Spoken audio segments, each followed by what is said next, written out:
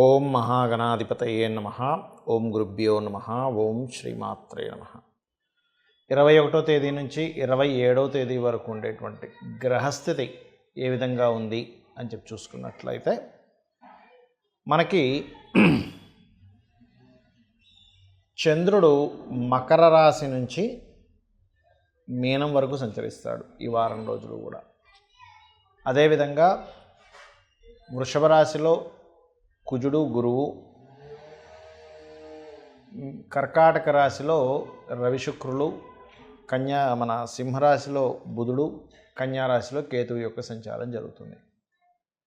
ఈ యొక్క గ్రహస్థితిని అనుసరించి 12 లగ్నాల వారికి, లగ్నం తెలియని వారు రాశి నుంచి చూసుకోవచ్చు.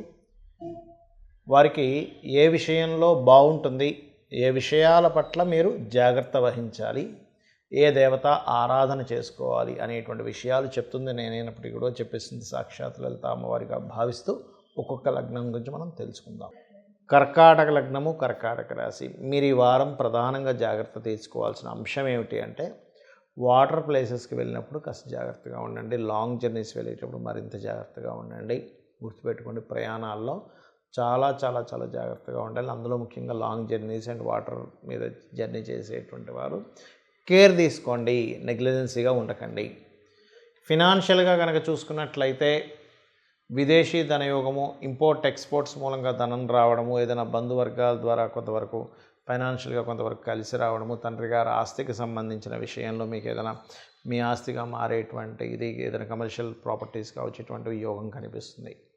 కాకపోతే ఇక్కడ ఈ 12వ అధిపతి 2లో ఉండడము, 2వ అధిపతి లగ్నంలో ఉండడం, ఇది కొంతవరకు వివాహ నిర్ణయాలు తీసుకునేటప్పుడు కొంత ఒత్తిడి లేదా బంధువర్గంలో వారితో వివాహ సంబంధాలు కొన్ని మొహమాటం కొద్ది ఒప్పుకునేటువంటి యోగం ఇక్కడ చూపిస్తుంది. కాబట్టి ఈ యొక్క విషయాల పట్ల కాస్త జాగ్రత్తగా ఉండాలి. అలాగే 2వ స్థానంలో కర్కాటకం వారికి అంటే ముఖ్యంగా మీకు బుధుడు 2వ స్థానంలో ఉన్నందుకు ఇది కొంతవరకు బిజినెస్ రిలేటెడ్ మూలంగా, విదేశీ సంబంధించిన డీల్స్ మూలంగా కొంతవరకు ధనయోగాన్ని చూపిస్తుంది. కాకపోతే మీరు ఏదైనా అగ్రిమెంట్స్ చేసేటప్పుడు మాత్రం ఖచ్చితంగా చూసి అగ్రిమెంట్స్ చేయండి. ఫైనాన్షియల్గా కానివ్వండి, లేకపోతే ఏదైనా ప్రాపర్టీ రిలేటెడ్ సంబంధంగా కానివ్వండి, ఖచ్చితంగా కొంత లబ్ధి కలుగుతుంది, అందులో ఎటువంటి సందేహం లేదు. పంచమాధిపతి లాభస్థానంలో ఉండి మీకు కొంతమంది చూడండి క్రియేటివ్ రంగాల్లో ఉంటారు, లేదా గవర్నమెంట్ రిలేటెడ్ మూలంగా, క్రియేటివ్ రంగాలకు మూలంగా, గవర్నమెంట్ కాంట్రాక్ట్స్ మూలంగా కూడా మీకు ధనయోగం అనేటువంటిది చాలా స్పష్టంగా చూపిస్తుంది. అలాగే 6వ స్థానాధిపతి కూడా మీకు 11వ స్థానంలో ఉన్నాడు. పంచమ షష్టమాధిపతులు, పంచమ దశమాధిపతి, షష్టమ భాగ్యాధిపతి అయినటువంటి గురు కుజులు ఇద్దరు కూడా లాభంలో ఉన్నందుకు క్రియేటివ్ మూలంగా, లేకపోతే కొన్ని క్రియేటివ్ రిలేటెడ్ సంబంధించినటువంటి జాబ్స్ కనో బిజినెస్ల కోసమో మీరు చేసేటువంటి లోన్ ప్రయత్నాలు ఏవైతే ఉంటాయో ఆ యొక్క ప్రయత్నాలు ఖచ్చితంగా సఫలీకృతం అవుతాయి. వివాహ నిర్ణయాలు మాత్రం తొందరపడి తీసుకోకండి దయచేసి. ఎందుకంటే ఈ సమయంలో కొంత ఈ వివాహ నిర్ణయాల విషయంలో జాగ్రత్త పడకపోతే కొంత ఫ్రాడ్కు గురయ్యేటువంటి ఛాన్సెస్ ఉంటుంది. అందులో ముఖ్యంగా మీరు ఒకవేళ వివాహ ప్రయత్నాలు చేస్తున్నట్లయితే విదేశీ ప్రయత్నాలు అంటే విదేశాల్లో ఉండేటువంటి సంబంధ ప్రయత్నాలు చేయడం అనేటువంటిది ఒక రకంగా మంచిది చెప్పాలంటే. ఉద్యోగరీత్యా ఎదుగుదల అనేటువంటిది ఉంటుంది. రావాల్సిన ప్రమోషన్స్ కొంతవరకు ముందుకు కదులుతాయి, కొంత పాజిటివ్ ఫలితాలు వింటారు, అందులో ఎటువంటి సందేహం లేదు. ఇక మీరు చేయవలసినటువంటి దేవత ఆరాధన ఏమిటి? సుబ్రహ్మణ్యేశ్వర స్వామి యొక్క ఆరాధన చేయండి. కార్తికేయ స్వామి ఓం స్కందాయ నమః అనే మంత్రం సాధన చేయండి. ఓం దిగంబర దిగంబర శ్రీ పాదవల్లభ దిగంబర అనే నామస్మరణ చేయండి. అన్ని విధాలా మీకు బాగుంటుంది. చాలామందికి పర్సనల్ చార్ట్ చూపించుకోవడం వల్ల ఏమి లాభము అనేటువంటిది నన్ను చాలామంది అడుగుతున్నారు. కాబట్టి ఈ వీడియో ఎండింగ్లో చెప్పబోతున్నాను. అదేమిటి అంటే, మనకి జాతచక్రంలో 12 భావములు అంటారు. 12 రాశులు ఎట్లాగో 12 భావములు లగ్నం నుంచి. మీ పర్సనల్ చార్ట్లో లగ్నం ఏ లగ్నం అయింది, మీ లగ్నాధిపతి ఎక్కడ ఉన్నాడు అనే దాన్ని బట్టి మీకు తెలిసే విషయం ఏమిటంటే, మీ నేచర్ ఏమిటి, మీ నేచరు ఏంటో, మీరు ఎలా ఉండాలో, ఎలా ఉంటే మీరు సక్సెస్ అవుతారో చెప్తుంది. అలాగే మీరు సక్సెస్ అవ్వకపోవడానికి మీకు ఎందుకు ఆటంకం జరుగుతుందో, ఏ గ్రహాలకి మీకు కనెక్ట్ అవ్వడం వల్ల మీరు ఆటంకం పడుతున్నారో, ఏ గ్రహ సంబంధించినటువంటి దీపారాధన చేస్తే మీరు ఖచ్చితంగా సక్సెస్ అవుతారో చెప్తుంది. మీరు ఫస్ట్ అయితే ఇబ్బందుల నుంచి బయటపడతారు. మీ లగ్నం ఏంటో తెలుసుకొని అది ఉన్న సిచ్యువేషన్ కనుక తెలుసుకోగలిగితే. అలాగే అందరికీ కావాల్సిన ధనం, మీ ధనాధిపతి లగ్నం నుంచి ధనస్థానం అనేది ఒకటి ఉంటుంది. మీ ధనాధిపతి ఎక్కడున్నాడు, ఏ కండిషన్లో ఉన్నాడు, దాన్ని బట్టి మీకు ఇప్పుడు ధనయోగం బాగా వచ్చే యోగం ఉందా, లేకపోతే ఉన్న ధనాన్ని పర్టికులర్గా మీరు దాన్ని సద్వినియోగం పరచకపోతే ఏదైనా ఇబ్బందుల్లో పడే యోగం ఉందా అనేటువంటిది కూడా మీ ధనాధిపతి చెప్తాడు.